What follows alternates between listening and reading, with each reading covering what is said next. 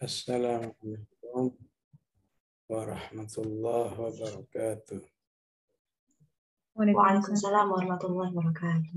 Alhamdulillah wassalatu wassalamu ala Rasulillah wa ala alihi wa sahbihi wa mawala. Di ayat ke-33 surat Al-Ahzab, Allah memerintahkan kepada istri-istri Rasulullah Sallallahu Alaihi Wasallam, dan tentu akan diteladani oleh kaum muslimat agar lebih banyak di rumah. Waqarna fi buyutikunna, tidak berpenampilan tabarruj atau berhias di depan laki-laki yang bukan muhrimnya, ibadah, sholat, zakat, taat kepada Allah dan Rasulnya. Dengan amal-amalan itu, rumah tangga akan lebih suci, bersih dari dosa, bersih dari kotoran-kotoran.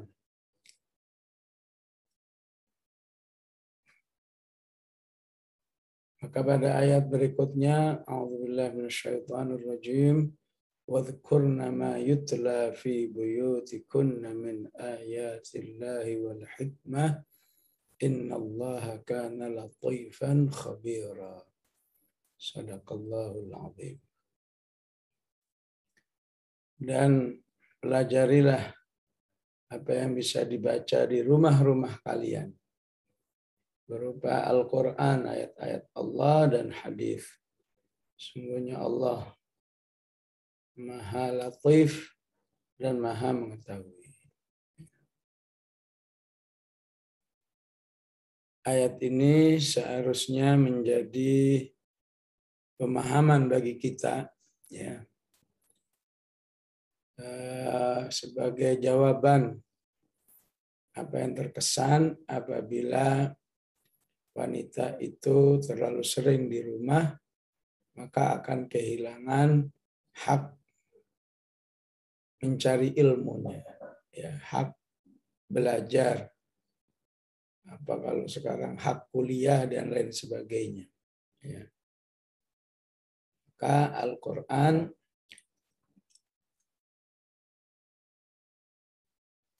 di ayat ini menegaskan, ya, walaupun para wanita itu ada di rumah, namun hendaknya dia tetap mencari ilmu.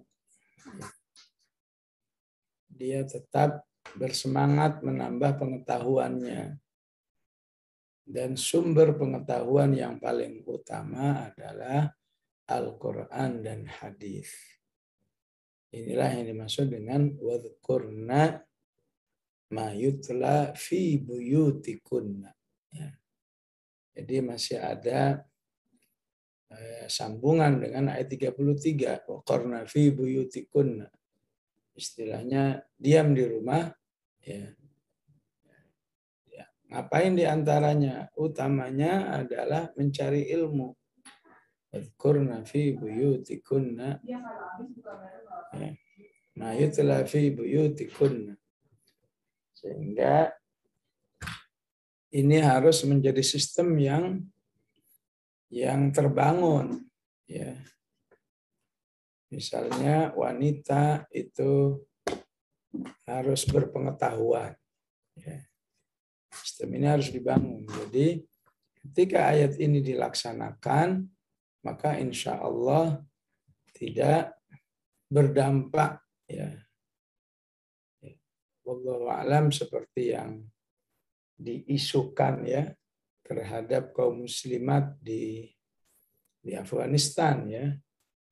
Katanya muslimatnya, ya, jangankan pengetahuan, ya, baca tulis saja nggak bisa, ya. Karena memang di sebagai, ya, walaupun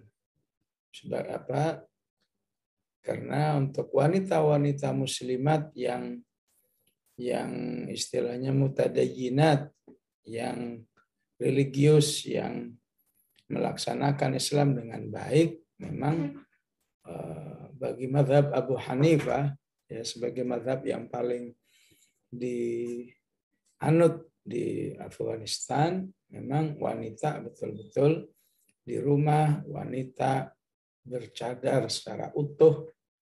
Ya, kalau di Saudi mata masih terbuka, kalau di sana mata pun tertutup. Ya.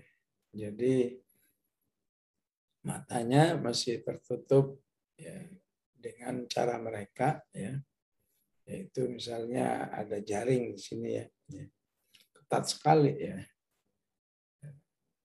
Jadi kalau itu benar, isu itu benar, jadi memang baru ada pelaksanaan yang sifatnya parsial. Ya. Wakornanya dilaksanakan, wadhkurnanya nggak dilaksanakan. Ya. Jadi kalau itu benar maka wajar jika menjadi titik serang kaum liberal, kaum yang anti-Islam tuh kalau diem aja di rumah jadi pada bodoh, jadi pada nggak berpengetahuan dan seterusnya.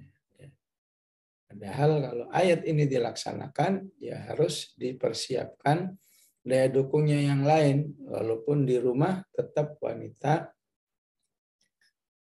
mencari ilmu, bahkan mungkin juga negara bisa memfasilitasi, walaupun belajarnya di rumah, ya, tetap misalnya ada sertifikatnya, ada ijazahnya, ya, sehingga tetap berstatus legal dari negara. Ya. Dan akhirnya pada zaman ini kita juga sudah mendengar sistem belajar di rumah. Ya. Menunjukkan bahwa apa yang difirmankan oleh Allah ini kalau saja disikapi dengan keimanan sangat mungkin dilaksanakan. Ya, wadhkurna ma yutla fi buyutikunna min ayatillahi wal hikmah innallaha kana latifan khabira. Ya. Kata latif ini memang bahasa Indonesia ya belum bisa menerjemahkan secara akurat. Ya. Jika diartikan jika diambil dari kata dasar al-lutfu, al-lutuf artinya lembut. Ya. Lawan kata al-unfu, ya, kasar. Ya. Sehingga sering diterjemahkan, kalau diterjemahan itu latif, maha lembut. Ya. Maha lembut itu seperti apa? Nah, ini butuh tafsirnya ya. Ya. Jadi kata latif sering kita baca dalam komentar Nabi Yusuf. Ya. Ketika Nabi Yusuf itu dari kecil mengalami ujian yang sangat berat, ya. Saat remajanya, dewasanya, akhirnya jadi raja, ya. Kemudian bertemu kembali dengan kedua orang tuanya dan saudara-saudaranya. Kemudian beliau mengatakan apa? Inna Rabbi latiful lima yasha. Ya. Mana maksudnya itu? Ya. Inna Rabbi latiful lima yasha. Ya. Apalagi ya.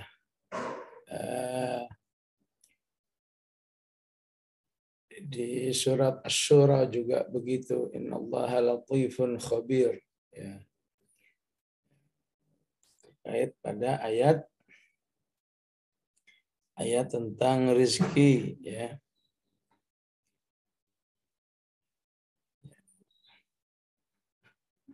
Allahu latifun bi'ibadihi yarzuqu man yasha, ya. Wa huwal qawiyyul aziz. 19 surat Asy-Syura, ya. Jadi kata lembut ya bisa jadi kata keluh juga, ya. Ya. Ibaratnya seperti mungkin seperti seorang ibu ya, yang mencekoki anaknya dengan obat, ya. Biasanya seorang ibu kalau mencekoki anak dengan obat tuh terkesan kasar kan, dipegang kuat, ya, mulutnya dibuka, hidungnya dipencet, baru dimasukin. Kesannya kasar banget tuh, ya. Ya. Padahal di balik itu latifah, ya. Justru itu kelembutan seorang ibu, ya. Ya. Justru seorang ibu itu nggak bijak kalau udah tahu anak setahun dikasih obat pakai sok lembut, silakan anakku sayang minumlah obat ini, ya. Kira-kira mau nggak tuh anak, ya? Nggak mungkin, ya. Ya. Ya. Jadi maksud kata latif itu, ya, bahwa Allah itu maha lembut, maha sayang kepada hambanya, walaupun kelihatannya kasar. Ya.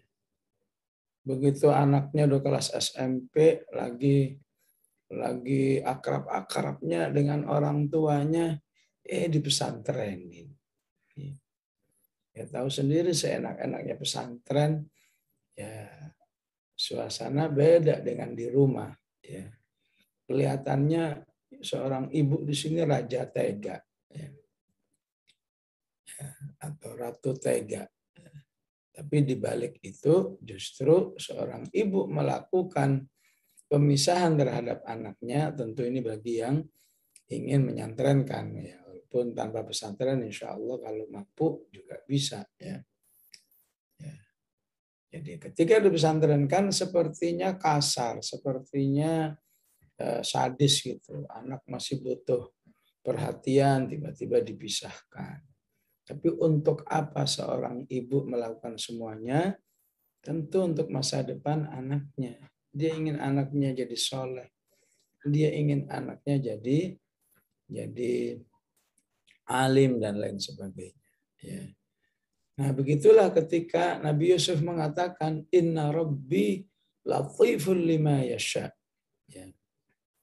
Allah itu maha lembut, maksudnya, ya, ternyata di balik kehidupan saya yang dahulunya keras, ya, penuh dengan kepahitan, penuh dengan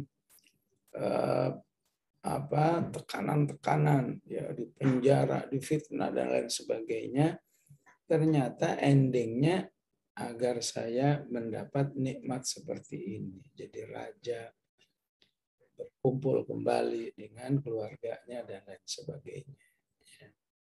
Sehingga kata latif itu disimpulkan dengan kata idza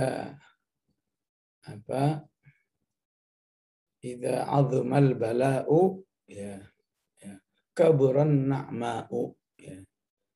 Biasanya ketika sebuah ujian itu terasa berat, insya Allah nikmatnya juga akan lebih besar.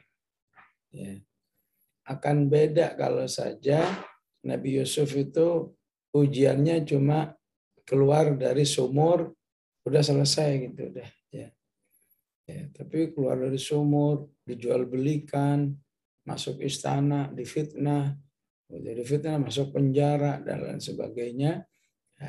Kemudian menjadi manusia sukses, semuanya dalam rangka agar Allah memberi sebuah nikmat yang lebih besar. Ya. Begitulah ketika Allah memberi rezeki kepada hamba-hambanya. Allahu latifun bi'ibadihi yarzuqu man yasha. Ya. Bisa jadi sebelum meluaskan rezeki seseorang, manusia mengalami kondisi-kondisi yang pahit, ya, kerja keras dan lain sebagainya. Ya. Maka di ayat ini ketika Allah menyebut, ya, wadhkurna ma yutla fi buyutikunna min ayatillahi wal hikmah innallaha kana latifan. Ya. Ya. Latifan berarti di balik syariat Allah yang mungkin tidak sesuai dengan selera manusia. Apalagi yang sudah punya gambaran ya, gambaran enaknya di luar rumah misalnya. Bisa jadi di rumah terasa penjara ya. Allah katakan latif ya. Semua syariat Allah betapapun sepertinya tidak enak, tidak sesuai dengan selera, tapi insya Allah akan berakhir dengan kenikmatan bagi manusia. Ya. Khabira maha mengetahui, ya. Dan khabir ini biasanya maha mengetahui Allah terkait dengan zawahirul umur, hal-hal yang terlihat. Ya. Khabira. Kenapa di sini disebut khabira? Karena memang dari atas tuntutannya adalah kegiatan zahir, ya, tetap tinggal di rumah, lakukan sholat, bacalah Al-Quran dan lain sebagainya. Ini kegiatan zahir semua, ya. Sehingga Allah tutup dengan khabir. Innallaha kana latifan khabira. Jadi Allah Maha melihat apa yang dilakukan oleh manusia, ya, daripada kegiatan-kegiatan yang nyata. Ya. Baik, ya, semuanya ini bertujuan agar kaum muslimat itu bisa setara dengan kaum muslimin dalam apa? Dalam kualitas keagamaannya. Bahkan bisa lebih. Jadi kembali ke ayat 33, ya, kelihatannya waqarna fi buyutikunna, ya, tinggal di rumah, ya. Ini dikeluhkan oleh sahabat. Nah, gimana kita bisa baik ya Rasulullah, bisa setara secara keimanan dengan laki-laki, kita nggak bisa sholat jamaah di masjid, atau kita tidak dianjurkan sholat di masjid.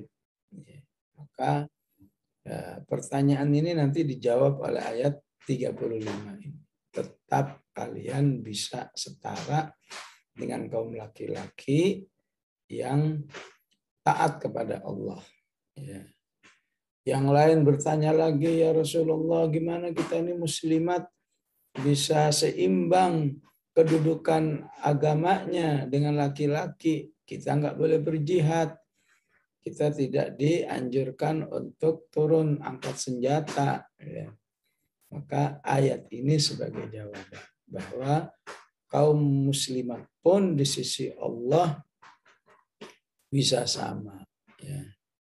Yang lain bertanya lagi, bagaimana kita ini bisa sama dengan kaum laki-laki? Tiap bulan kami tidak sholat. Ya. Setiap Ramadan pasti ada sesi enggak puasanya. Ya.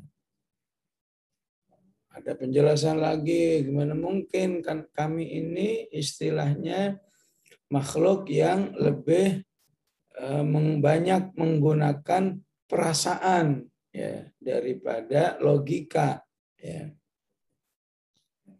Walaupun istilahnya kalau hadisnya itu disebut dengan naqisatud dini wal aql, ya.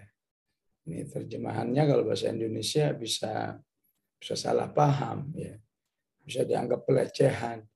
Naqisatud din itu kurang agama. Oke lah kalau kurang agama karena ada haidnya sehingga tidak sholat. Tapi kalau disebut kurang akal kan nggak enak, ya. Nah, kisotul akal kan artinya kurang akal. Ya. Ya. Maka maksudnya bukan kurang akal dalam arti negatif, ya. Kurang akal di sini bahwa wanita itu lebih kuat perasaannya daripada logikanya. Ya. Ya. Ya. Tentu maksud Allah ini bukan sebuah kekurangan, justru dengan perasaannya yang kuat itu lebih kuat di dalam mendidik anak, ya, lebih sabar dalam mendidik anak. Ya. Ya. Jadi kalau kata orang Betawi, ya, seorang ibu itu bisa ngasuh anak dan bekerja. Ya. Ngasuh anak sambil masak, sambil ngepel itu bisa ibu. Ya. Tapi kalau laki-laki, ya, kalau ngasuh anak jadi kerjaan. Ya. Nggak bisa sambil kerja, tapi jadi kerjaan. Ya. Baru juga 5 menit udah kayak sejam. Ya.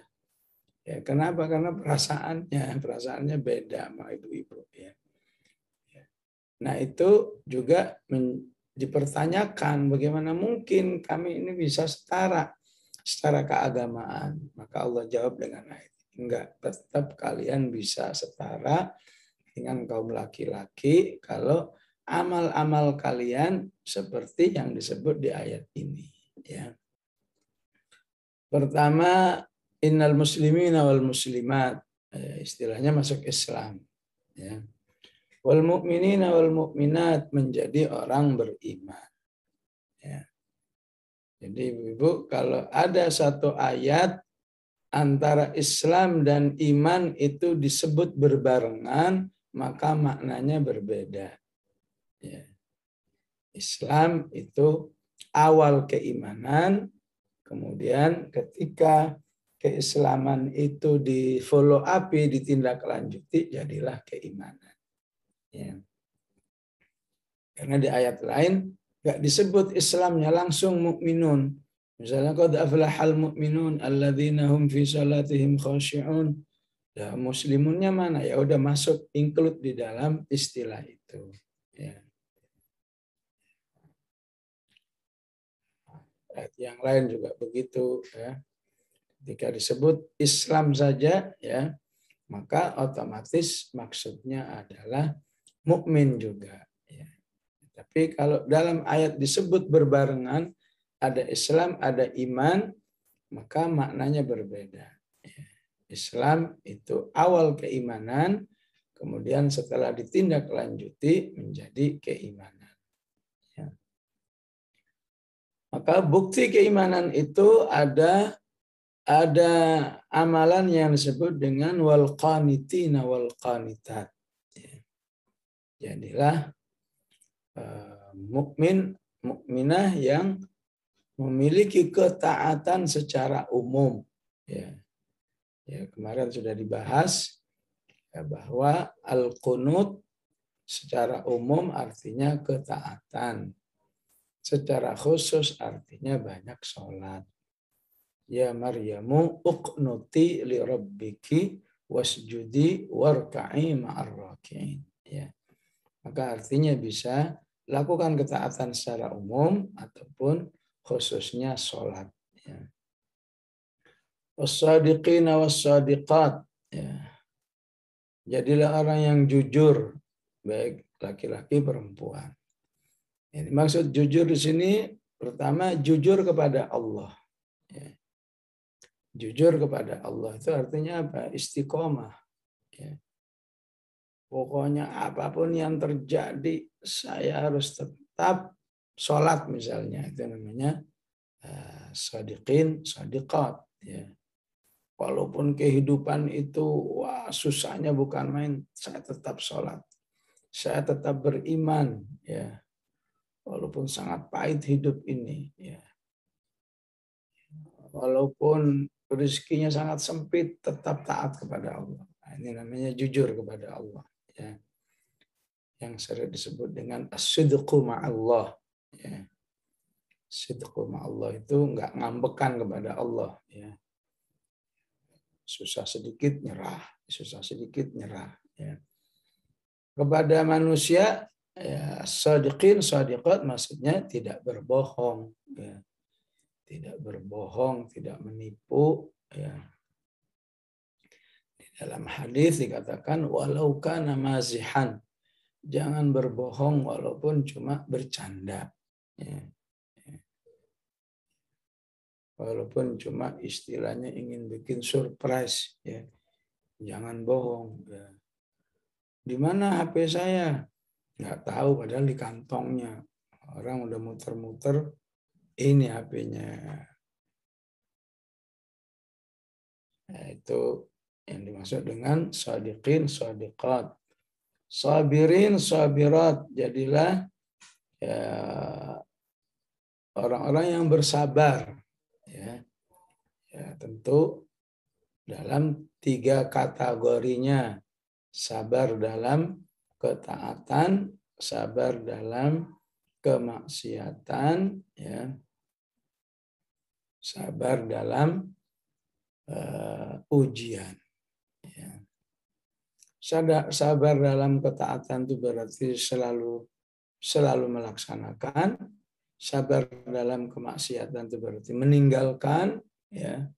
Sabar dalam ujian itu berarti ya, tidak mengeluh, tetap ridho kepada Allah. Ya. Mana yang paling utama? Di sini para ulama berbeda pendapat. Ada yang mengatakan sabar dalam ujian itulah yang paling utama. Ya. Kenapa? Karena nggak bisa memilih katanya. Ya. Kalau sudah ujian datang itu kan mau nggak mau sabar. Ya. Ya. Ada yang lain mengatakan, dan mungkin saya lebih setuju pendapat ini, kembali kepada diri manusia itu masing-masing. Mana yang paling dahsyat perjuangannya, itulah yang terbaik. Ya. Ya. Bagi dia, ya, untuk bisa tilawah 1 juz itu waktu butuh kesabaran yang luar biasa. Insya Allah itu menjadi kesabaran yang terbaik. Ya. Orang lain sudah bisa menghafal, tapi bagi dia ya untuk tilawah saja itu harus bersabar setinggi-tingginya. Ya. Begitu juga sabar dalam mungkin orang mengalami satu musibah yang besar, ya. Istilahnya kata orang lain, wah kalau saya dapat musibah seperti itu udah gila katanya. Ya. Ya, tapi yang lain sehat-sehat aja. Kenapa? Karena kesabarannya yang kuat. Ya. Wal khashi'ina wal khashi'at. Ya, jadilah orang yang khusyuk. Ya. Jadi khusyuk itu utamanya adalah takut kepada Allah. Ya. Takut, ada rasa takut, ada rasa tunduk, ada rasa nggak berdaya, ya. Ya. Oleh karena itu kita menemukan kata khusyuk di surat Al-Ghasyiyah. Ya, hal ataka hadithul ghasyiyah wujuhu yawma idzin khasyi'ah. Ya. Pada hari itu wajah-wajah manusia khusyuk, ya. Loh, Pak, hari kiamat masih ada khusyuk, bukannya khusyuk itu dalam sholat, ya.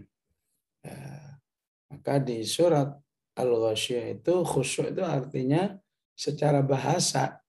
Yang dimaksud di Al-Ghasyiyah khusyuk secara bahasa. Semua wajah di hari kiamat akan tunduk, takut, ya, merasa rendah di hadapan Allah. Ya. Kecuali nanti orang-orang beriman yang ditolong oleh Allah Subhanahu wa Ta'ala. Maka ketika dikembalikan ke makna sholat yang khusyuk, maka maksudnya adalah sholat yang, ya, sholat yang penuh dengan perasaan tunduk, takut, ya, merendah di hadapan Allah Subhanahu wa Ta'ala. Ya. Ya. Kalau ibu baca surat Fussilat, bumi juga disebut khusyuk. Ya. Wataral arda khasyi'atan, kata Allah.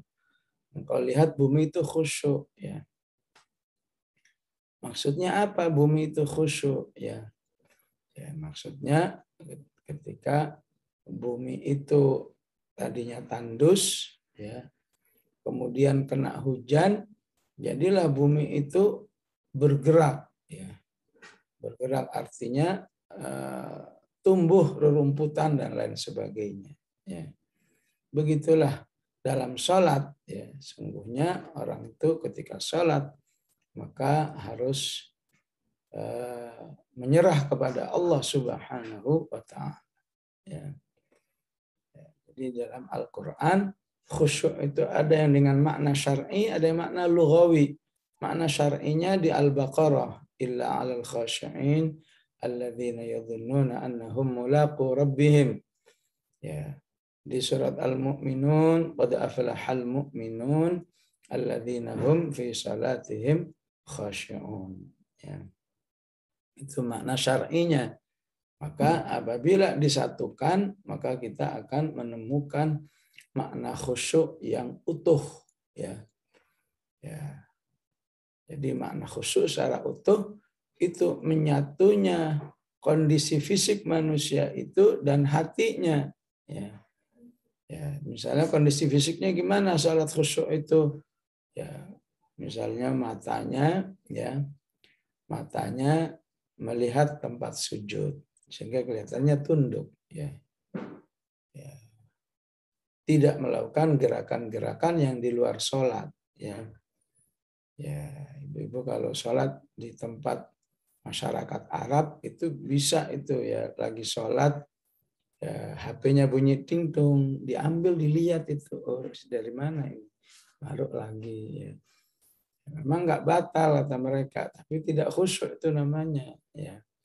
Lagi sholat surbannya jadi betulin melulu, ya. Yang namanya itu kurang khusyuk, ya. Jadi kalau disatukan antara makna bahasa dan makna syariat, ya, makna syar'i, jadi khusyuk itu tersatukannya kondisi tubuh manusia, ya, hanya untuk sholat, ya, dan hatinya hanya tunduk kepada Allah. Wal mutasaddiqina wal mutasaddiqat, ya, dan banyak bersedekah, ya, baik laki-laki maupun perempuan, ya, karena dengan sedekah itu manusia bisa membersihkan jiwanya dalam arti apa? Dalam arti menghilangkan rasa ketamakannya. Ya. Ya. Kan Allah katakan innahu lihubbil khairi lasyadid. Manusia itu sangat kuat cintanya kepada harta, ya. Sehingga istilahnya di masyarakat, ya, semua manusia itu kalau uang masuk silahkan sebanyak-banyaknya. Tapi kalau uang keluar, kalau bisa jangan ada yang keluar, ya. Kecuali untuk hawa nafsunya boleh dah, ya. Ya, tapi ketika Allah menyuruh wal mutasaddiqin wal mutasaddiqat, ya, saya harus keluarkan untuk yang kegiatan fisabilillah. Keluar uang untuk cari ilmu, keluar uang untuk membantu fuqara masakin, keluar uang untuk perjuangan Islam, perjuangan Filistin dan lain sebagainya, ya, sehingga diri manusia menjadi mutasaddiqin, mutasaddiqat, ya, sehingga terjaga karakter pelitnya. Allah katakan apa? Wa may yuqa syuhha nafsihi fa ulaika humul muflihun. Barang siapa yang terjaga kepelitannya, maka dialah beruntung. Caranya apa? Dengan bersedekah, ya. Jadi kadang-kadang disebut dengan asyuh, ya. Asyuh itu apa? Mau enaknya sendiri, ya. Mau enaknya sendiri, ya. Bodoh amat orang lain, ya, mau sengsara, ya. Sehingga Allah perintahkan syariat sedekah. Kemudian berpuasa, wassaimin wassaimat, ya, utamanya puasa wajib, ya. Lebih sempurna dengan puasa sunat. Wal hafizina furujahum wal hafizat, ya. Menjadi manusia yang menjaga kehormatannya, ya. Tidak sampai jatuh ke dalam zina, ya. Ini menjadi satu target besar ya. Kalau ibu-ibu baca Al-Furqan ada 3 kemaksiatan besar yang harus dijaga jangan sampai terjerumus ya. Apa kemaksiatan? 3 kemaksiatan besar itu: jangan syirik, jangan berzina, jangan membunuh ya. Insya Allah kalau 3 ini aman, ya, yang lain-lain itu insya Allah terbawa. Atau yang lain-lain itu akan lebih mudah diampuninya. Ya, kalau 3 ini terjaga. Walladzina la yad'una ma'allahi ilahan akhar wa la yaqtuluna an-nafsa allati harramallahu illa bil haqq wa la yaznun. Ya. Dzakirin Allah katsiran wa dzakirat. Jadilah orang yang banyak berzikir, ya, baik laki-laki maupun perempuan. Ya. Ya, tentu mana yang utama? Semua utama. Ya. Ya.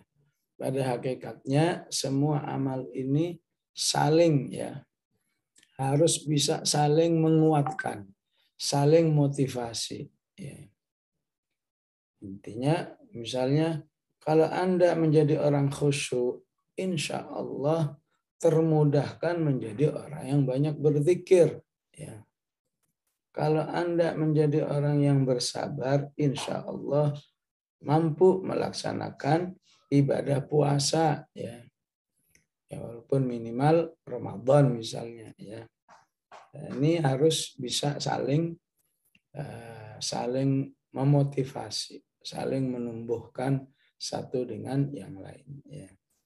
Jadi sifatnya ini bukan pilihan. Ya, saya mau menjadi ini saja, mau menjadi wadzakirin Allah katsiran saja, ya nggak bisa. Ya.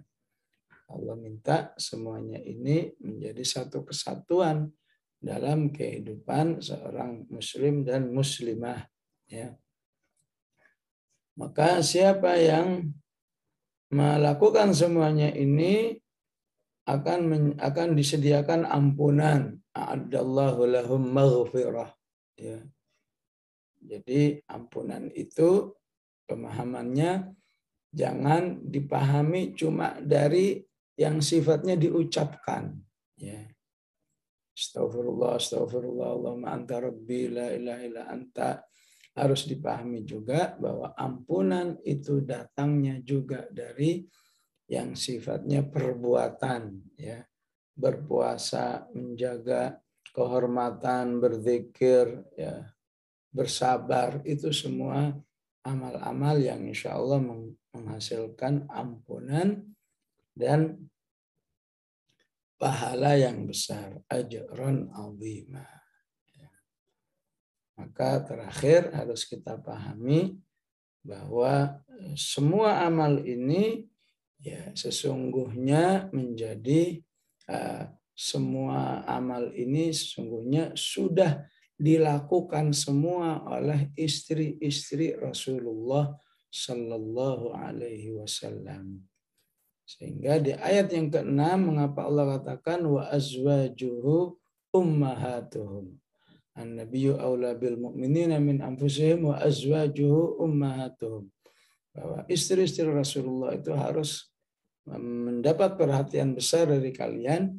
Kenapa? Karena mereka benar-benar teladan yang baik sebagai muslimat, ya, dengan seluruh amalan-amalan ini. Ya. Baik ibu-ibu, alhamdulillah kita sampai di ayat 35. Sallallahu ala sayyidina Muhammad wa ala alihi wa sahbihi wasallam.